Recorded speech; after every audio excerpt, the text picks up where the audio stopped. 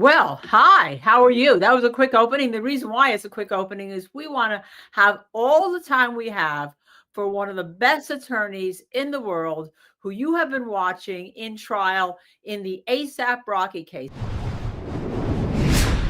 Hopefully, these discussions that we're going to have are going to be helpful in trying to arrive at a decision in this case, where you don't compromise, where you don't do violence to your conscience, where you do the right thing.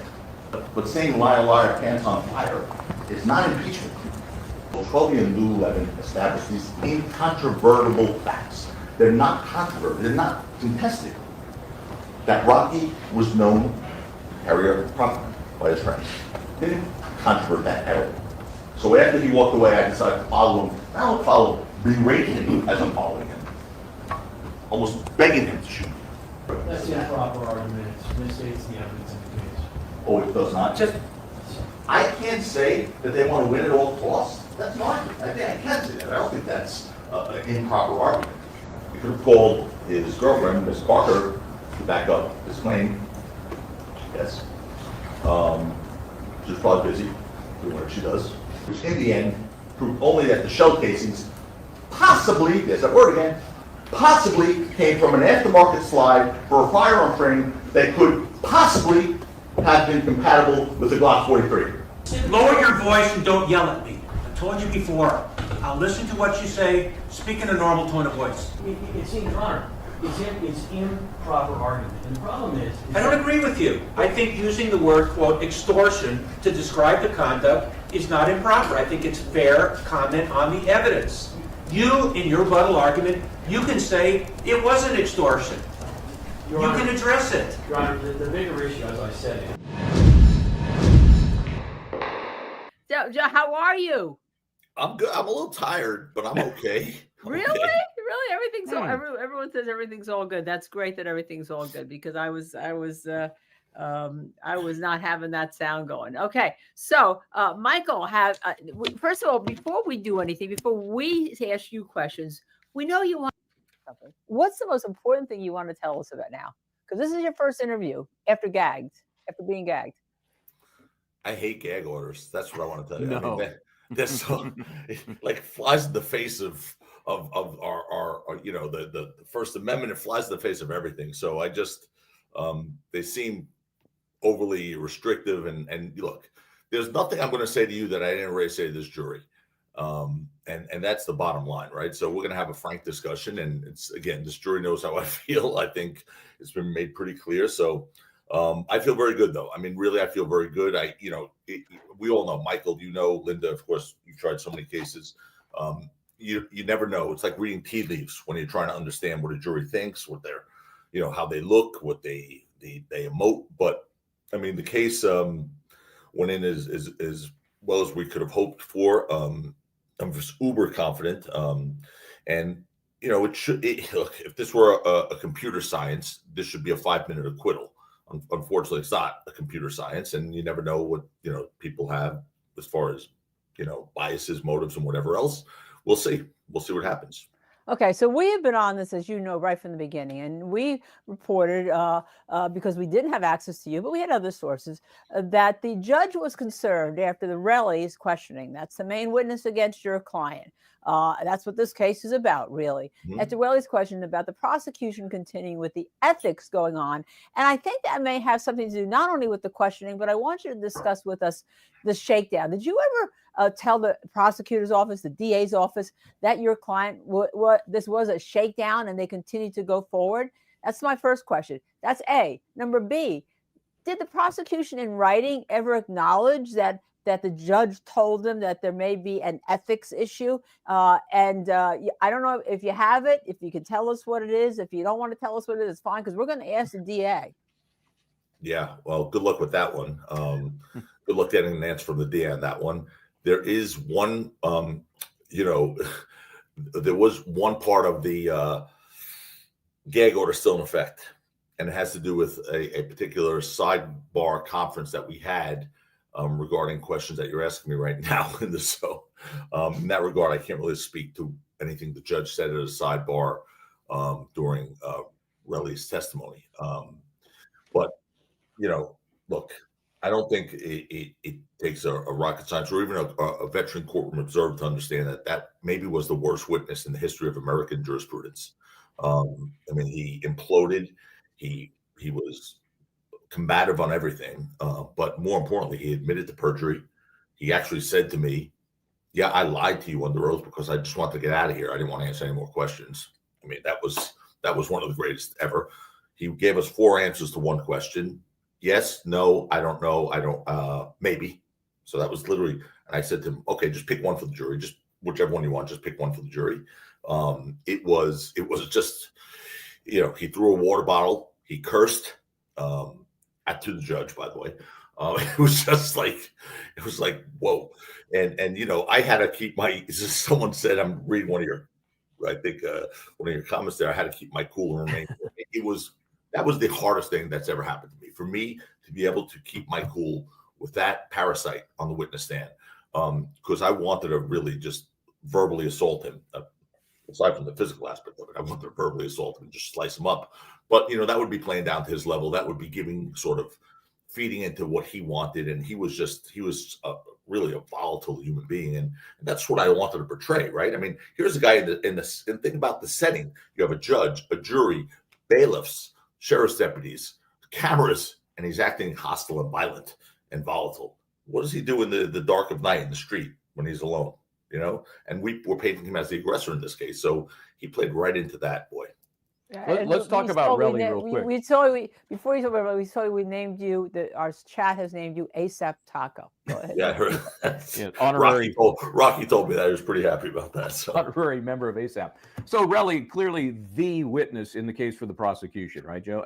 And as you suggested, to say the least, it didn't go so well. So when you're in that role and you see this is their case and it seems to be imploding, do you get a little confident, maybe overconfident? I mean, how did you feel at that moment when this guy was finally done? No, overconfidence is the last thing that ever happens to me. I'm not even, look, that witness was eviscerated. I mean, people commented, and I can't tell you all who commented, but people inside the well of the courtroom commented about his lack of credibility, and whatnot. I mean, there was no question. I mean, the guy, again, he admitted perjury to the jury. He admitted lying. He said things were fake that weren't fake. It was clear it wasn't fake. He got caught lying about shooting guns in Los Angeles a week or 2 before the incident. He got caught on that. He said it was fake at first, then it wasn't fake. I mean, again, other than his name, I don't think he told the truth. I mean, his tongue is a stranger to the truth. And I don't even know if his name is the right name. So for all I know, he lied about that too. But the bottom line is, without him, see, the prosecution then realized what was going on, and they try to make the case, well, we don't need Relly. As a matter of fact, in my list of 10 questions, which was ignored completely, one of the things the prosecutors asked the case detective, the lead detective, Detective Flores, was, well, without Relly's truthful testimony, can you still establish a shooting occurred? And the detective was like, yes, you can. Period. No, not without any explanation. Well, then I get to, thank God, do cross-examination. I said, well, let's unpackage that a little bit. When you say yes, you can without Relly. So take Relly out of the picture. So no shell casings that he, conveniently found 2 hours or 1 hour and 45 minutes after the incident, after 7 police officers searched for 20 minutes in the exact same location with searchlights and couldn't find any shell casings. He comes back 1 hour and 40 minutes later and happens to find them within 2 minutes. Boom, he bends down and they're right there in the same location the police were searching. We have video. So without his testimony, can you establish a shooting? Well, Detective Flores made it very clear. There's 3 things in this case without Relly. There's the video by the parking garage. There's the video of the buggy video, the grainy video that you can't really see what's going on the street where the actual incident occurs. And then there's the sound from one of the Nest cams you hear of what appears to be 2 shots. So I said to Detective Flores, the case detective, the first video by the garage where it appears that Rocky's pulling out what appears to be a gun. I said, can you tell if that's an operable gun? He said, no, from the video, you cannot tell.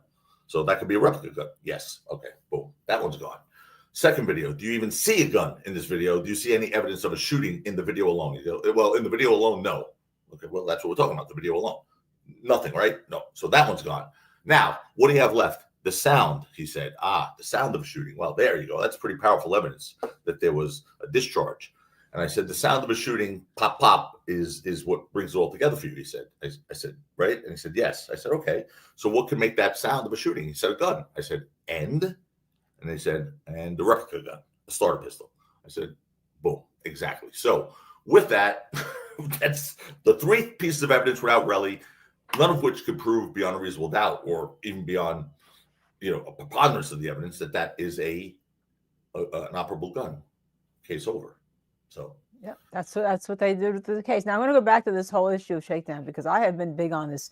That tape that Relly had with Wally, right, where he said that he needed to get a lawyer he wanted $30 million. It was cash, if I recall. He'd go on an island, go on the beach. They wouldn't be able to find him.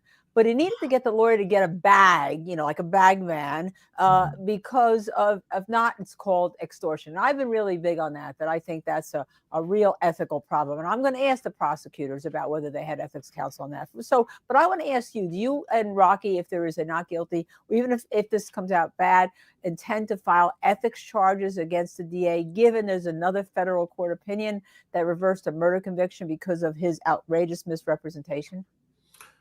Linda, it's a fair question. Ultimately, that would be Rocky's decision. Right now, I want to focus on just getting the right verdict at this point, and not worry about whatever is going to happen afterwards, collateral sort of issues. I've been very obviously disappointed in a lot of things that's happened in that courtroom. By way of this is not a game. It's not a contest to see who wins. When you're a prosecutor, and I used to be one of those.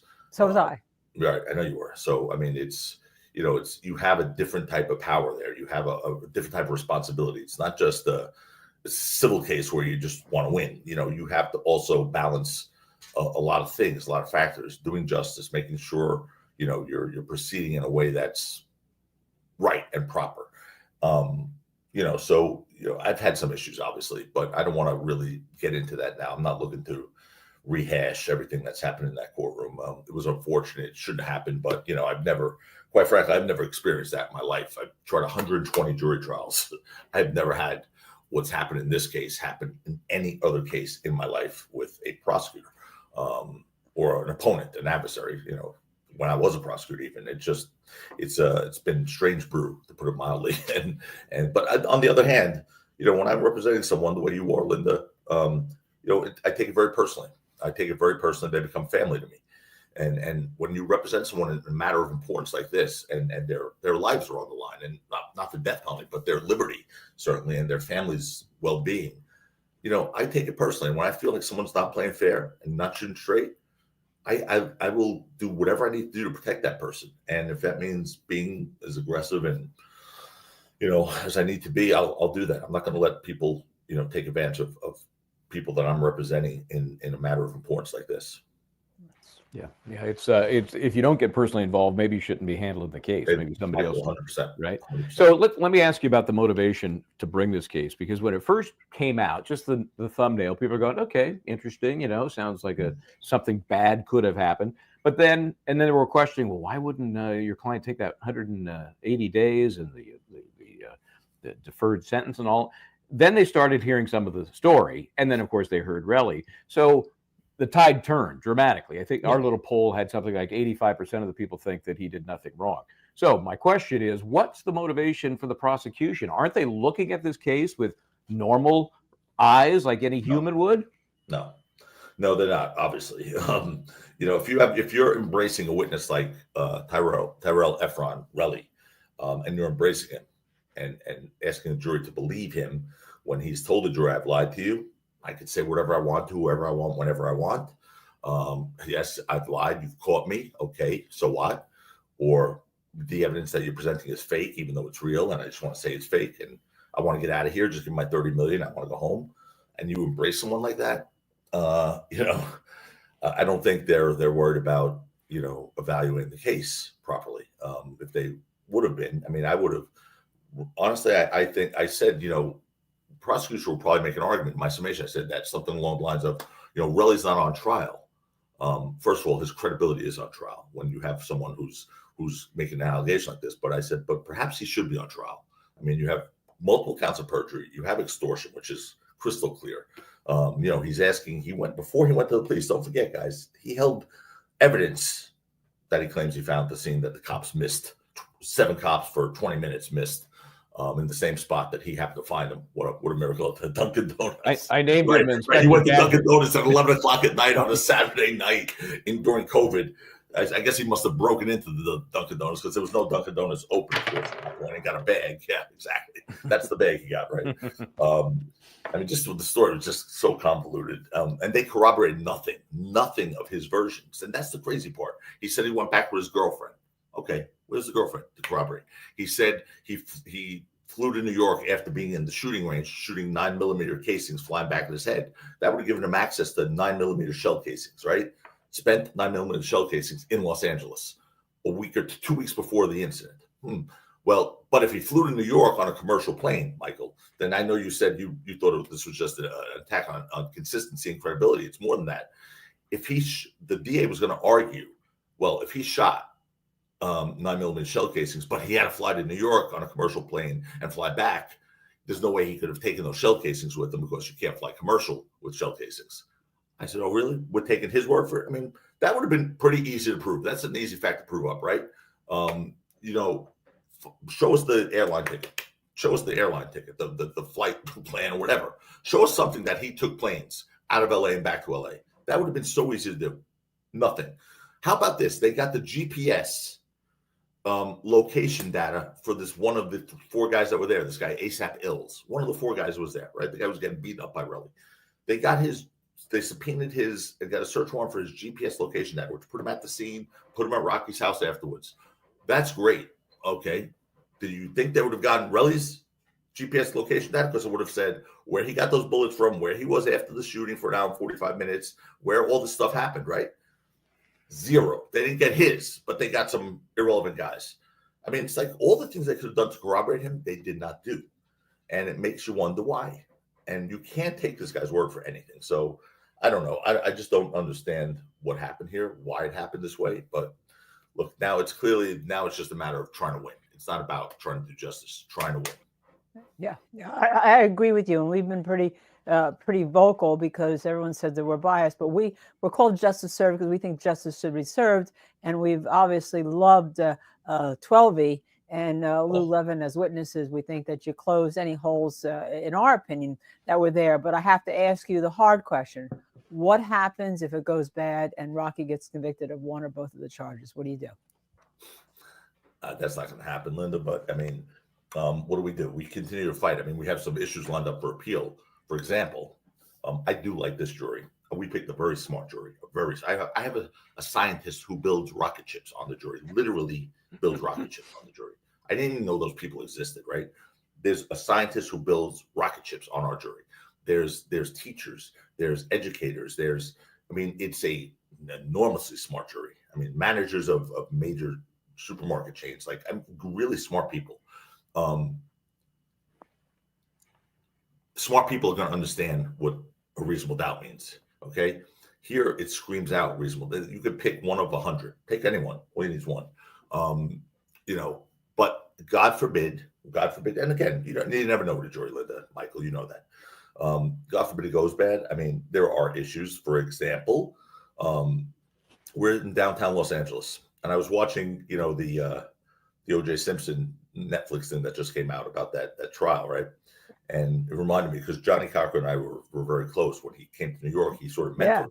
Yeah. He was at my wedding. Johnny and I tried cases together. Yeah, he was amazing. He took me under his wing, and tonight I'm having dinner with Bob Shapiro. So it's funny when I see those guys back then. But that jury, think about it, that's a downtown LA jury. They had 8 blacks on that jury. 8. I didn't even say hello to a black person in jury selection here. I'm in the same courthouse, same floor, one courtroom over. I have an African American defendant, and we didn't say hello. I didn't even say hello to a black a black potential juror. I'm not one to get so caught up in race. I think people are people, and hopefully you get good people to do the right thing. But it does beg the question. I know a lot of the civil rights organizations. Reverend Sharpton came out and spoke. It's a strange thing in downtown Los Angeles, one of the most diverse cities in this country. We didn't even have a black potential juror. in the Right. whole thing. When I picked the specter juror, we had a cross section diversity of Yeah. downtown LA. You So we had had blacks, nothing. I mean, Asians, whites, it was everything. Right. unbelievable. So I think that's an issue. As a matter of fact, we took a writ, and basically they said, let's see what happens with the case. Tell people what a writ is. We were trying basically to get the panel sort of quashed before we picked the final jury. We basically were trying to have a new veneer brought in that had a cross section of the community. I mean, you know, it was one that clearly wasn't a cross section of this community, a fair representative cross section. So, but the appellate court said no, not now, but you have this issue saved for appeal in case you need it. Okay, I mean, I don't try case for appeals, but that's one thing we have, and then there's been some other things along the way. So some things that happened in summation I thought were pretty funny, but I think I won the bet with 17 objections. We counted actually 33. It was the over-under, I think, yeah. I said to the jury, I said, because I didn't object once. I did not object once to their first summation. I actually went to the restroom for a second to try and stay awake. And then Chad, my partner, objected when I was gone. I was like, dude, what did you do? I mean, I left you alone for 1 minute. You objected. But anyway,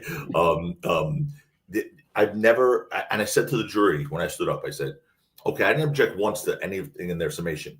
I hope they give me that same courtesy, knowing that was not going to happen. No way. I've never had a prosecutor. I saw one of the, I think Oasis Cat just asked a question. I've never had a prosecutor object 17. It's argument, right? So I've never had a prosecutor object 17 times, but it fed into sort of what I've been trying to, juxtapose with this guy. I mean, he was treating our witnesses, 12 who, honest to gosh, and I said this to the jury, is one of the nicest people I've ever met. This kid was such a beautiful kid. I mean, by the way, if you go on Apple Music, he's like an established performer. He's got his own albums and stuff. He's very good, I think. But he's the nicest kid. He reads books. He was reading To Kill a Mockingbird the other day when he came to court. He had it in his hand. He's such a nice kid. He was treated like he was a serial killer when they were cross-examining him, like he murdered people. Relly was coddled. The guy is horrible. The things he said in text messages about women, about gay people, was disgusting. I couldn't even read them back. This guy, 12 was just a polite man. He came in a suit and a tie out of respect for the court. I didn't tell him to do that. He was looking at everyone, including the jury. I was like, geez, like, what do you go to FBI Academy School or something where he looks at the jury? I mean, he was like, none of that was prepared. He just was natural, looking around at everyone. He was and it wasn't combative. Lewin yelling at him. He was a yes sir, no sir, not that I recall, like nothing. Lewin could have called him any name in the book, and he actually made fun of him. He actually made fun of him because he's an urban kid. He comes from really impoverished upbringing, and he uses terminology like you feel me, like he was like you feel me, you feel me, and I'm like that's just a term of speech for kids who grew up like that, right? So at one point, Even Relly used that term in the Wally tape. You feel? Yeah, well, exactly. We all know what that when means. 12 used it, the prosecutor, Mr. Lewin, decided to say, "No, I don't feel you," and I don't know what you mean by that. And I was like, ugh. It just looked insensitive. It sounded insensitive. And by the way, folks are just joining us. This is the first and exclusive interview with Joe Tacopina as we get ready for the jury deliberations to begin in earnest tomorrow. Let me ask you about this jury. You're there. They're out there. You're performing for them. They're the most important audience. You can tell when there's a connection, right? I mean, you can tell when they're being turned off. I'm not sure Lewin can tell when they're being turned off, but generally, you can tell when you're connecting with the jury. What was your feeling? I felt good. I felt good. Look, I never look at a jury during the trial. I just don't. I used to, and then I'd see some guy go, and I'd be like, ooh, I got to change that. He doesn't like that. So I'd change. I would like literally react to faces from jurors, and I'd be like, okay, idiot. He could be thinking about the Mets last night because they lost, right? And like whatever. And I would literally start doing things because I'd see jurors' reactions or something. So I stopped because it would drive me crazy. I have to stay in my lane and focus on my task at hand. I know what I need to do. I don't look at jurors during the trial, but when I'm summing up, I look at every juror. I literally make eye contact with every juror. With like it's a rotation. Like when I'm speaking, it's including the alternates. Boy, unless they're pulling the wool over my eyes, by the middle of the summation, closer towards the end, they were leaning forward, and a few even nodded, and then it's so. But again, I think, look, our arguments were based on common sense and fact. If you looked at our summation, I put up 2 slides. I mean, I put up a lot of testimony. I said, as a matter of fact, I started the argument by saying, we'll do something different here. I'm going to cede the floor to. I'm not going to argue to you. I can argue, but I'm not going to argue. I'm going to cede the floor to the testimony. I'm going to put up transcript. I'm going to show you, so you don't take my word for it. And I did. I did a lot of that. And then I only put up 2 slides. One slide was the slides that we don't have corroboration, that we could have had corroboration for Relly's word on, things like, return to the scene, the shell casings, the air flight, the GPS location data, all the stuff that they could have easily gotten, would have corroborated or put the lie to his story. Now the jury has to be left guessing, right? And they have to, that's Rocky's burden. No, they should have done that. That's 1.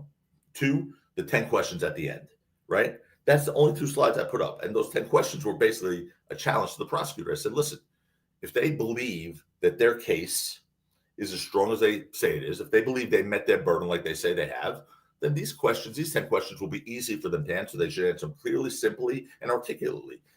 On the other hand, if they can't answer these questions because there are no answers, it's because their case is very transparent and will fall. And because they don't have answers. I said, here's the 10 questions. I went through them with the jury. It's the last thing I did, literally. And then I said, and here, ladies and gentlemen, I had 2 pieces of paper. I'm going to leave this on the podium for Mr. Lewin right here. Hopefully he'll answer them. I mean, he didn't even look at them. I mean, it was amazing. I thought at least he would say something like, that's their points, that's their arguments, that's not ours. Here, we're going to stay focused on the facts. Something, at least dismiss them.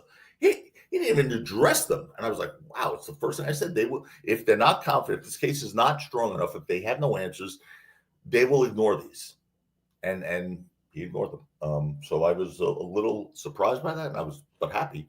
But that's the only 2 things I put up. On the other hand, they put up a picture of a donut shop, which he's done in every trial. Apparently it was the same thing in the Durst trial. He put up a picture of forests, right? The forests. Forest from trees, so we had a big picture of a forest up there for like 20 minutes. Then we had a picture of a dog with a mugshot with a jail number on him, a dog with a jail number, and then a picture of a lemon, I think, taking a piss or something. It looked like the lemon was taking a piss, maybe making lemonade or something. I don't know. It was some sort of thing that had a typo in it, by the way, but whatever. That also was used in their trial. So. When you look, and someone actually put an ingenious post out there, I forget somebody, and I don't read social media when I'm on trial. I don't read the media, period, when I'm on trial. Again, for the same reason I don't look at juries. I don't need to change what I'm doing. But, my son and your guest, Chris, was like, Dad, you just have to look at this one. I'm like, Chris, I don't read stuff. No, Dad, this is funny. And it was some guy who said the prosecution summation, they put up the donut, the forest, the dog with the booking number chain around his neck, and the lemonade. And then they said defense summation, 10 questions, things that lack corroboration. Boom. And said that's the difference in the 2 summations. I was like, I wish I had a minute rebuttal on his rebuttal. I would just put that slide up. So, but who knows, guys. By the way, your son, Chris, was great on the air. And everyone wants all 5 Tacopinos, including your wife, Tish, who we understand holds everything together. So we're giving her a shout out and giving your kids a shout out. I know Michael has 2 more questions, and then we have a very special video question. Yeah, we do. We don't want to take too much of your time. Do you have time to stay for that? Yeah. Okay, Michael. So this is something a lot of folks have been asking about because I was going to say in your argument, but there have been a lot of them between you and Lewin in the court.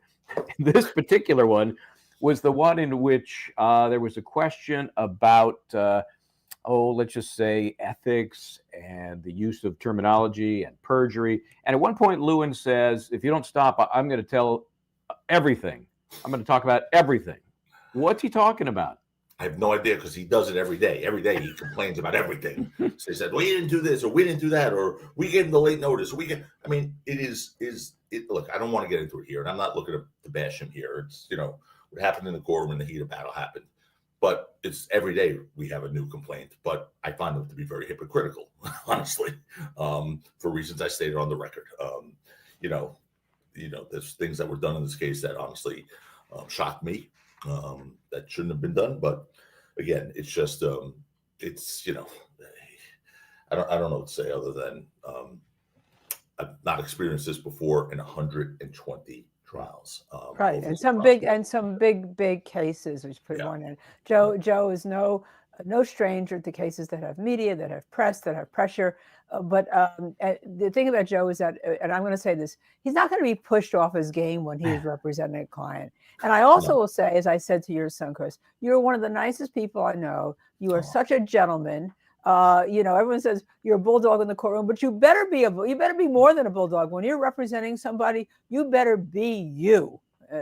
Joe, and we thank you for that. That meant a lot to me, Linda, that you said that, because look, at the end of the day, like when I'm in the well of a courtroom, I'm a different human being than the one outside. I don't wake up trying to cross-examine people. I'm not combative. I try to do right every day. I try to be a good person. I'm not perfect, obviously, but I do try and treat people with respect. I grew up not well off. I didn't miss a meal or anything. I wasn't homeless, but I grew up initially in Brownsville, Brooklyn, then moved to Flatbush, Sheepshead Bay. So it's not like I was, privileged. Let's put it that way. My parents are amazing. They were, hardworking immigrant families and stuff like that. But like mine, right? Yeah, but it's so you learn, and there was, look, I got to tell you, I've sort of come back full circle to being appreciative of my beginnings and becoming more humble. It's a point where I had nothing, and then I had a lot of something, and then I was like, "Ooh, I have something," and I'm important and stuff like that. And that's all nonsense, because that's not the important things in life. What's important things in the life of the family and being a good person and trying to, do the right thing and not be someone who hurts people. And again, I have to work on that. I've been better at being a better person, but I try. And so anyway, but what I do in a courtroom is completely different. I am mission oriented in there, and I'm a heat seeking missile, and I will rip your head off if I think you're getting in the way of justice for my client. I really will. I'm just a bit of an animal when it comes to that. Joe, a lot of people are just experiencing the Tacopina effect for the first time. I'm going to set the Wayback Machine here and go to 2007. I'm the correspondent for Court TV. Melanie McGuire case. That's when I first, ran into this this daredevil, this force. And I can just say, and I'm not sucking up here. Linda, do I suck up? No. Michael doesn't suck up, although he does have a tagline. In 17 years, you've gotten better, more charismatic in the courtroom. Riz, I think some of the kids call it. Riz, and just fine-tuned. Yeah, you fine-tuned your craft. And it's just fun to watch, and that and it ain't just us in our little world here. It's worldwide. Am I right, Linda? Yeah, it's worldwide. As a matter of fact, we have you have brought Rocky's case and your skills to many people all over the world, including down under the Aussies. Right. And we have one of the podcasts that we're going to highlight today from Lisa Shorty. It's Miss Shorty, and she has a comment and a question for you. Sure. Hi, Joe, or should I say, Mr. Tacopina. Joe's Hi, good. Linda. Hi, Michael. Hi, Justice Serve TV folk. Wow, what an honor. I just wanted to say, firstly, what an absolute pleasure it was to watch you in action, Mr. Flexback. I mean, Mr. Tacopina. I've heard you've heard about the thirst in Camp Shorty for you. Whew! To me, it felt like you were quite reverent and restrained in the courtroom. It was pretty apparent in your closing arguments that you have a lot of stage presence and charisma. You were much more animated, and it was amazing to watch. 10-10. But was this difficult for you to show such restraint in the courtroom? Boy, Was it difficult for you to show such restraint in the courtroom? Then it was the hardest thing I've ever had to do. I mean, in so many ways with this Relly guy. Look, I said this to the jury. I mean, that was perhaps they had a front row seat to the worst witness in American jurisprudence history. That guy imploded like I've never seen someone implode. I mean, there was no meat left on the bone. I mean, you reported some things about this witness and his credibility. So let's put it this way. He was so bad. I mean, he's a guy who admitted perjury to the jury. He said, yes, I perjured myself because I want to get out of here. I was like, wow, okay. He was basically saying I could say whatever I want to say whenever I want to. He was calling evidence fake. I mean, he was it was a defense attorney. It was a glorious train wreck. It really was, because as a defense attorney, it was a dream come true. But on the other hand, to have a guy like that, be condescending, disrespectful, call me bro, saying Tacopina to me, to the point where the judge said, I actually said to the judge at one point, I said, either you're going to have to handle him or I will, okay? Because I will not let him call me Tacopina one more time. So whatever you want to do, judge, you don't have to say a word. I can deal with it. Or you can, whatever way you think is best. And the next time he said it, the judge jumped in and said, you do not call him Tacopina, you call him Mr. Tacopina, the way he calls you Mr. Efron. It was so hard for me. People who know me well, including my partner Chad, were saying, how the heck did you keep your cool? And it was the hardest thing I've had to do in this trial, maybe in a long time, because I wanted to slice him up verbally and just destroy him, mock him, whatever. But it would have sort of reduced the juxtaposition of really that type of character. I wanted him to stand out, that sort of volatility to stand out. I mean, look what he was doing in a courtroom with a judge, bailiffs, sheriff's deputies, cameras, a jury, and he was throwing water bottles, cursing, challenging me, almost flexing his muscles, like acting like a complete thug in a courtroom. So I told the jury, imagine what he's like in the dark of night when he doesn't think anyone's watching, when there's no people with guns in the back. I mean, imagine what he's like then. Because we were painting him as the aggressor, which he was in this scene. He was deleting messages. I mean, it was hysterical. He deleted, they tried to make Rocky out as the aggressor because they showed text messages between Rocky and him right before the incident. What they didn't know was that this guy had deleted the previous messages where he's basically challenging Rocky to a fight. And we had those messages, and he deleted them. And at first he said, fake, fake, fake. Then we said, they come from your phone. He's like, oh, so what? It's like, it was unbelievable. So yes, that was so hard for me to do. I have less success trying to keep my cool out of the presence of the jury with the prosecutor. That was a different experience again for me, but I'm hoping to get some therapy and work on that. I think it's channeled properly. I think you're all right. You get it channeled properly. Oh, I know Miss Shorty wanted to at least say goodbye and wish you luck here. Love. Thanks, everybody. Mwah. Good luck, Mr. Tacopina. We think you are amazing. Cheers. Wow, that was nice. Yeah, that was not live. That was taped, I assume. That was a tape because I was trying to answer her, and I realized 15 hours ahead. Just 15 hours ahead. Yeah, what is it, 4 a.m. there or something? Yeah. Okay. But they've been following you constantly. So obviously, we're going to let you go. But can we play the montage of you in court one more time before we let you go and get your final comment? Oh, sure. Now you're putting me under the pressure here. Putting Michael didn't know I was going to ask for. It's a deal here. She's audibilizing. I'm so demanding because I want justice to be done in this case, and I want people to. Okay, if you're ready, I think this is it. Okay. Hopefully, these discussions that we're going to have are going to be helpful in trying to arrive at a decision in this case, where you don't compromise, where you don't do violence to your conscience, where you do the right thing. But saying liar, liar, pants on fire is not impeachment. Trophy and Lewin established these incontrovertible facts. They're not controverted, they're not contested. That Rocky was known to carry a property by his friends. They didn't controvert that at all. So after he walked away, I decided to follow him. I don't follow, berating him as I'm following him. Almost begging him to shoot me. That's the improper argument. It misstates the evidence in the case. Oh, it does not? I can't say that they want to win at all costs. That's not. I can't say that. I don't think that's an improper argument. We could have called his girlfriend, Miss Parker, to back up his claim. Yes. She was probably busy doing what she does, which in the end proved only that the shell casings possibly, there's that word again, possibly came from an aftermarket slide for a firearm training that could possibly have been compatible with the Glock 43. Lower your voice and don't yell at me. I told you before. I'll listen to what you say. Speak in a normal tone of voice. It's in Your Honor.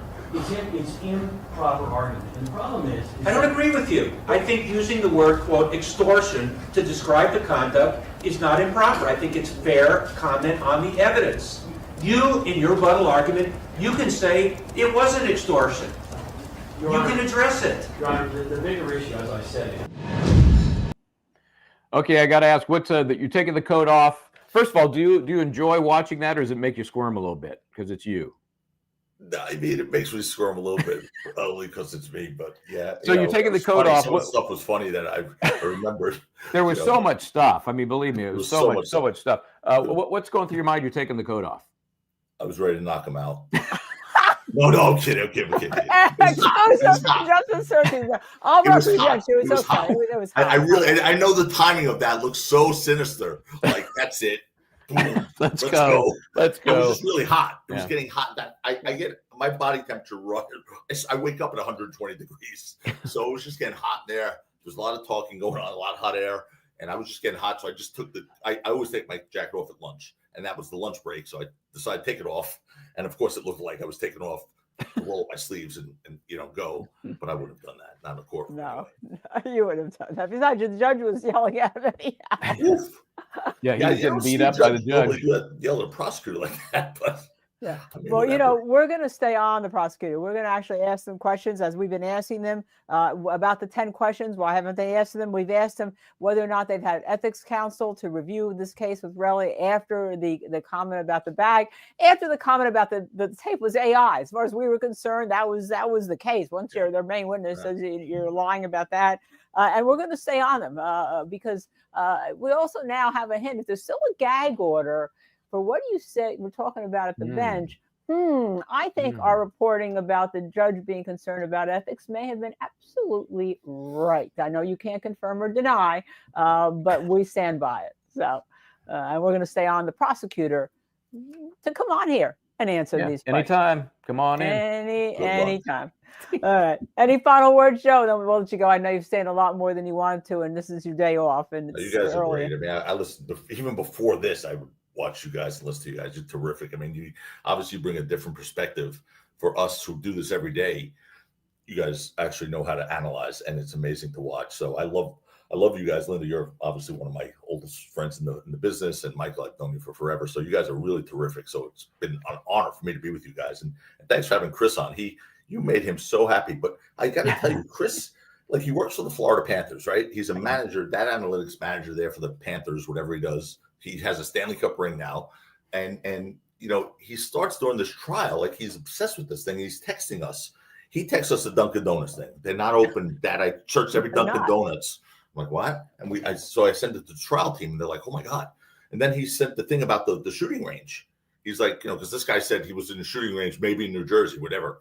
And we're looking, and Chris goes online to all the Los Angeles shooting ranges. And he takes videos he looks at the website, and he said, Dad, the Los Angeles Gun Club looks exactly like this thing. Whoa. And that Relly was that in the video. I'm like, oh my God, it is the same. I took my car, I ran down to Los Angeles Gun Club. I'm like, is this you guys? They're like, yep. I'm like, holy cow. So that was obviously a watershed moment for us because we caught him in perjury. We caught him having access to 9mm shell casing in Los Angeles right before the incident. So many. That was, as I call it, that was a perjury miniseries right there. Because I love that shot line. guns. I never shot guns at a shooting gallery. I didn't have my Definitely license for then. Never shot a 9mm. Wasn't in Los Angeles. But it was like boom, boom, boom, boom, boom. So, and that was Chris. So Yeah, Chris. I think Chris is blood. going to come with us to Harvard next year to teach the trial. I'm going to see workshop because you get in your car. He's in Florida working for the Panthers. He looks online. You go in your car, and what are the 1,000 million investigators, police and prosecutors and DA? Crazy. He was finding stuff, and so Rocky every day now would come toward. Did Chris say anything? Did Chris give you anything? I was like, I'll ask him. Hold on, Rocky. So Yeah. But he's such a great kid. You heard him. He's just in fact, he's fabulous. And he said he's gonna come on again. And what do we call him? What do they name him? ASAP. What do they name Chris, Michael? No, I called him ASAP Taquito. ASAP Taquito. Oh, that's a nice one. Yeah, ASAP Taquito. Like and everyone wants to see all the other ASAP Taquitos and the ASAP wife. Joe, thank you. We love you, and we'll try and get some rest. Cardias, You know? yes, and good luck. I need Good some, luck tomorrow in obviously. court tomorrow. We'll be watching. Okay, Thanks, thanks. thanks, Thanks, buddy. Mike. Appreciate Thanks, it. Take Bye. care.